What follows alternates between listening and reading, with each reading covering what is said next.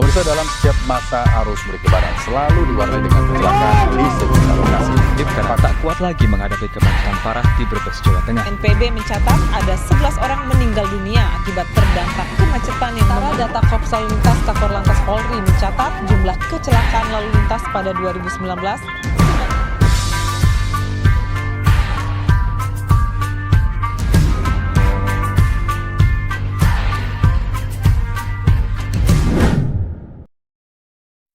Assalamualaikum warahmatullahi wabarakatuh. Salam sehat semuanya, salam prestasi.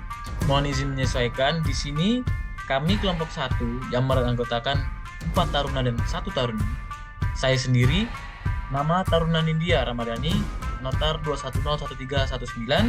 Saya Muhammad Alfian, nomor Taruna 2101236, nomor absen 14.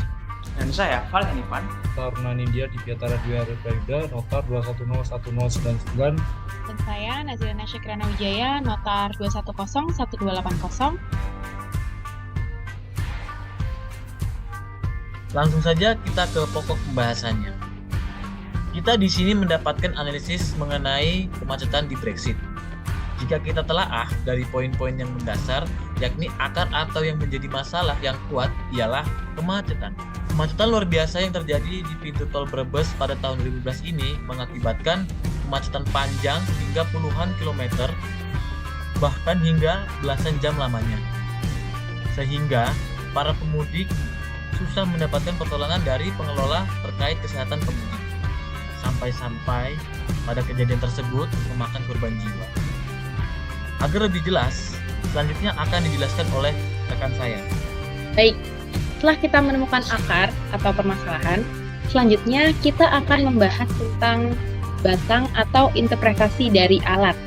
Nah, jika mengacu pada pertemuan sebelumnya, yakni dasar sebuah kebijakan yang tidak dilihat dari undang-undang sebagai alat, maka dapat kami ambil makna bahwa alat di sini bermakna sebagai indikator baku atau standar yang digunakan untuk menunjukkan kenapa masalah tersebut dikatakan menjadi sebuah masalah. Atau dapat kita katakan alat itu merupakan semua indikator yang ditentukan dari kondisi yang diberikan sampai kondisi tersebut dikatakan menjadi sebuah masalah. Nah, jadi apabila kita bahas contoh dasar kenapa Brexit menjadi masalah kemacetan, apa alatnya? Maka alat tersebut adalah indikator mengapa peristiwa pada Brexit tersebut dikategorikan sebagai kemacetan. Maka kami menyimpulkan bahwa alat di sini dapat dinyatakan dari data, yaitu adanya antrian sepanjang 20 km di Brexit yang dapat dikategorikan sebagai kemacetan. Selanjutnya, jika kita telah menemukan alat atau indikator baku, suatu peristiwa dikategorikan sebagai suatu masalah. Selanjutnya kita akan membahas tentang metode yang akan dijelaskan oleh rekan saya. Tadi setelah kita mendapatkan akar yang kuat atau pokok permasalahan yang kuat dan juga ditopang oleh batang yang juga kokoh, maka sekarang kita akan memilih yang namanya ranting atau metode dalam menganalisis. Tentu ranting itu memiliki cabang yang banyak, begitu banyak cabang, begitu banyak cara, dan juga begitu banyak metode yang bisa digunakan. Maka di sini kelompok 1 akan memberikan metode sesuai dengan video yang telah diberikan. Baik, jika kita berpikir bahwa apa sih yang kemudian menyebabkan bisa terjadinya kemacetan di Brexit atau di Brebes exit tol itu begitu banyak faktor. Nah, itu yang bisa digambarkan sebagai ranting. Apa saja sih yang bisa mengakibatkan kemacetan dalam tol? Contohnya kita bisa berpikir bahwa tol itu bisa macet karena terjadinya laka lantas dalam tol, satu ranting. Lalu kemudian terjadinya kendaraan yang mogok. Lalu kemudian bisa karena membludaknya jumlah kendaraan hingga menyebabkan antrian yang begitu panjang. Tapi ranting yang akan kita ambil yakni sesuai yang terdapat dalam narasumber, yaitu berdasarkan observasi. Maka yang menjadikan penyebab utama dari kemacetan Brexit di Brexit tol itu ialah kecepatan. Kenapa kecepatan? Kita tahu bahwa di dalam mengendarai kendaraan dalam tol itu sudah memiliki aturan tentang kecepatan. Tapi faktor-faktor yang membuat salah satu faktor yang menjadikan kendaraan itu mengurangi kecepatan secara mendadak ialah kurangnya penguasaan dalam supir dalam mengendarai kendaraan, sehingga menyebabkan yang bisa kita tahu bahwa ketika di tol kendaraan di depan kita tiba-tiba mengurangi kecepatan, maka kendaraannya di belakangnya juga akan mengurangi kecepatan secara mendadak, sehingga synchronous flow tidak akan berjalan dengan semestinya, dan juga reaksi ini akan menyebabkan reaksi berantai.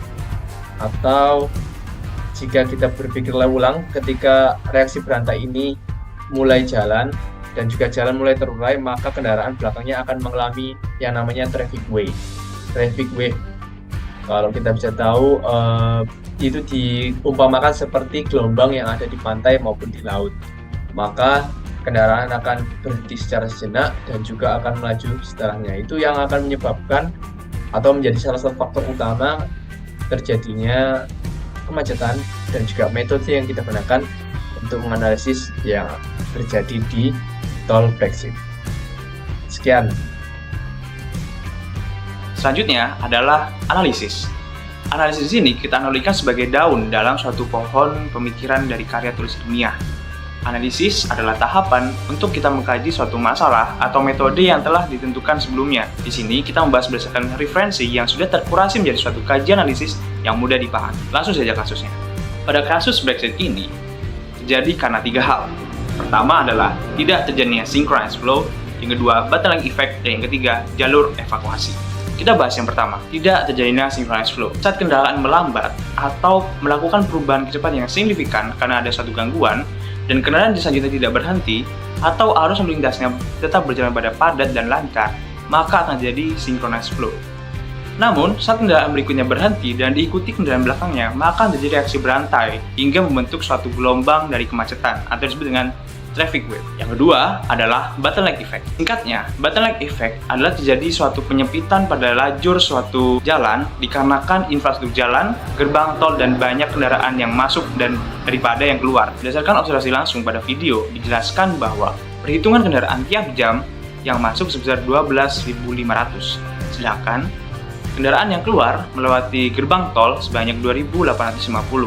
Hal ini menjadi tidak sesuai antara kendaraan yang masuk dan juga kendaraan yang keluar, sehingga tiap jam si kendaraan tersebut harus mengantri untuk dapat keluar dari tol tersebut. Faktor ketiga, yakni jalur evakuasi. Normalnya, jalur evakuasi ini gunakan bahu jalan, namun pada kasus ini, bahu jalan digunakan untuk manfaat jalan oleh pengemudi, dikarenakan oleh driving behavior dari masyarakat Indonesia yang tidak patuh akan lalu lintas. Imbasnya, masyarakat yang membutuhkan pertolongan pada kasus kemacetan di Brexit ini tidak dapat dievakuasi oleh pengelola tol. Pada video juga jelaskan bahwa driving behavior masyarakat di Jerman sebagai pembandingnya bertolak belakang dengan masyarakat di Indonesia, sehingga fatalitas dari korban jiwa dapat ditekan. Dari ketiga faktor penyebab tersebut, solusi yang bisa ditawarkan adalah pertama, peningkatan dari segi infrastruktur berupa peningkatan jalan, penambahan gerbang tol, atau dengan mengurangi penggunaan kendaraan yang masuk atau melintasi jalur tol tersebut. Yang kedua, dari segi teknologi, yang nantinya mobil-mobil pada teknologi sekarang ini akan menggunakan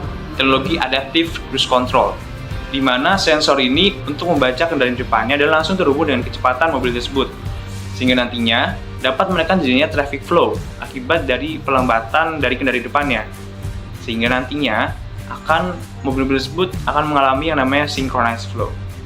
Baik, di sini saya akan menjelaskan tentang kesimpulan, di mana tadi sudah dijelaskan tentang beberapa seperti akar yaitu sebuah masalah, di mana batang yaitu alat, ranting berupa metode, dan daun yang merupakan analisis. Di sini saya akan menerangkan tentang kesimpulan dari beberapa hal yang sudah dijelaskan di awal.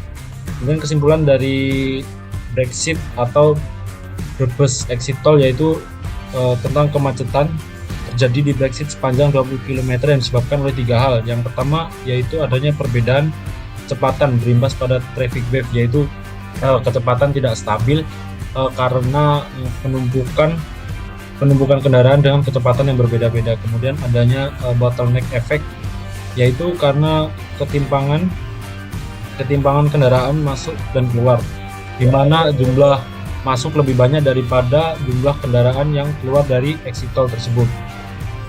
Kemudian serta jalur evakuasi yang terhambat, di mana jalur evakuasi sendiri dapat kita ketahui yang seharusnya hanya digunakan saat event-event tertentu atau keadaan yang urgent yang sangat penting, malah digunakan untuk jalur lintas, di mana menjadikan macet semakin parah. Serta terdapat solusi dari segi infrastruktur dan teknologi. Sekian dari yang dapat saya sampaikan. Terima kasih.